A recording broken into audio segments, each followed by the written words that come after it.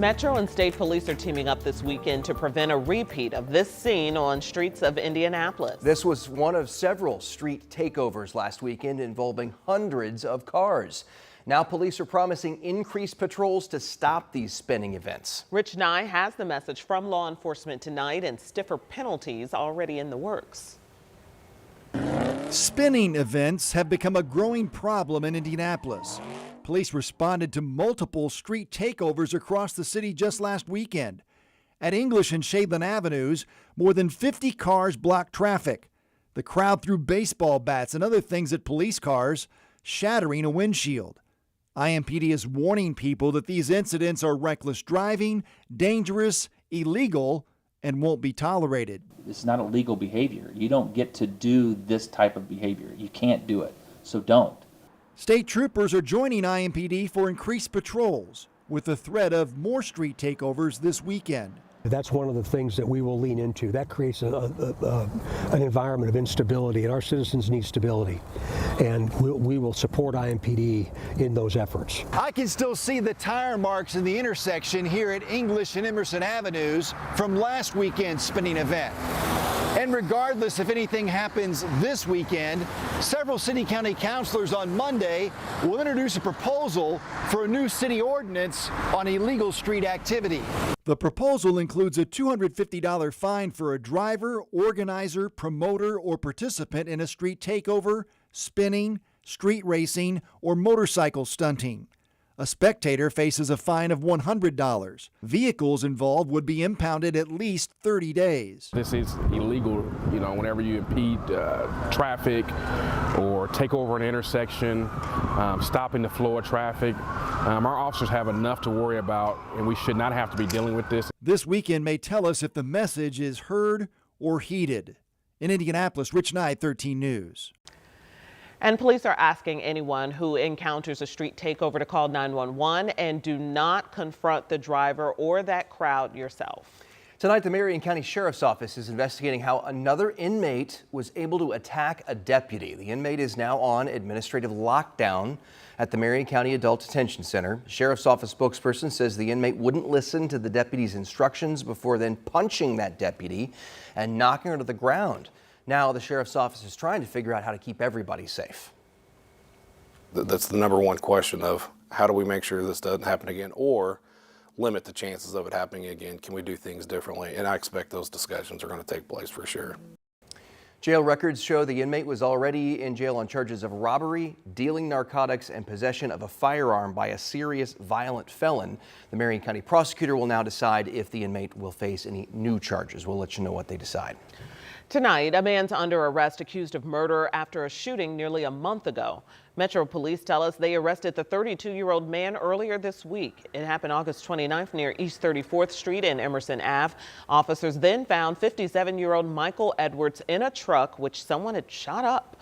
He was in critical condition at the time, but later died at the hospital. And a man already under arrest in a triple shooting at an East Side barber shop is now facing a new murder charge. A little more than a year ago, Metro Police arrested Jemiah Johnson for the shooting at Champ's Barber Shop. It happened at the end of September back in 2022 at the shop near East 10th and Emerson Avenue. Officers found 24-year-old Kevin Stigger dead inside that barber shop. Court documents show surveillance video shows Johnson pulled out a gun and began shooting in the barbershop. However, those same court documents state another man mistook Stigger for Johnson when he shot and killed him. Now Johnson is charged with murder for Stigger's death.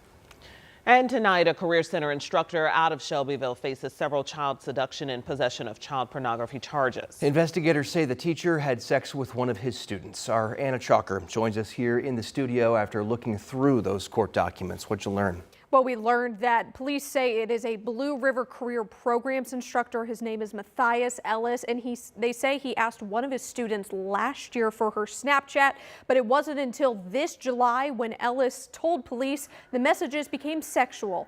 Police say in the last couple of months, the two would meet up in a YMCA parking lot to have sex.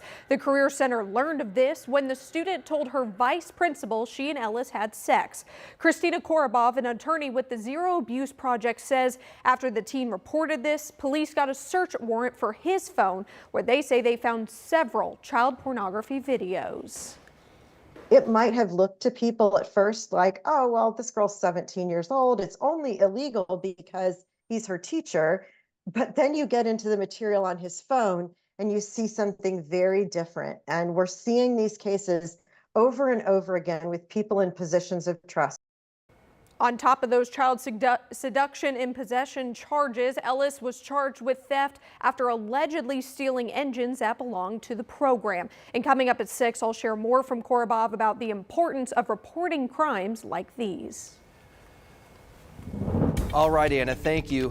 At 5:05, oh, we have made it to Friday afternoon. It's been a week. It's been a hot, dry week across central Indiana, and we got a lot of football games tonight, Matt. We do. Yeah, I'm sure people made some Friday night plans with this weather. Of course. How can you not when it's been so nice? Yeah. A few of us may run into a couple downpours. We have some headed towards Kokomo right now that we have to track, and they will slowly spread to the south and east over time. So let's get to it. Sean and I have been tracking 2 fronts. The first one has finally arrived. It's going to give us some scattered downpours this evening, and then another front coming in this weekend, especially Sunday into Monday. More rain is on the way. Heavier rain, more widespread rain.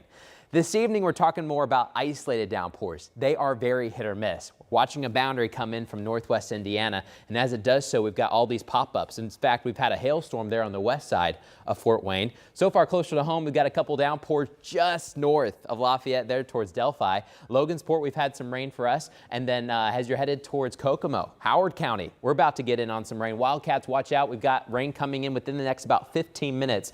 Close to downtown Kokomo, 523. Once you get the south side of down towards Chrysler, the transmission plant, 533, and then Lafayette about 528. So we've got these scattered downpours, but what about the rest of the state? Because we're in a window until midnight tonight.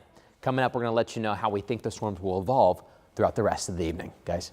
All right, Matt and our team of meteorologists are following the chance for rain, and you can follow along with them on the live Doppler 13 weather app. Just check out their blog for their updates on the rain falling in central Indiana.